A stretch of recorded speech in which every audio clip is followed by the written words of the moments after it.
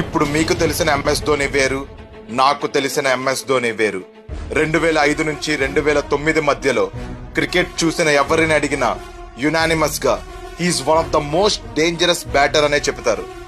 ఈ పీరియడ్ లో అతను కొట్టినన్ని రన్స్, అతను కొట్టినన్ని సిక్స్లు వేరే ఏ బ్యాటర్ కొట్టలేదు. ఆ రోజుల్లో అతని ఎంట్రీ ఒక సెన్సేషన్. అప్పుడు దాకా ఇండియన్ కీపర్స్ అంటే ఓన్లీ కీపింగ్ వరకే అని చూసే రోజుల్లో ధోని వచ్చి ఒక ట్రెండ్ సృష్టించాడు.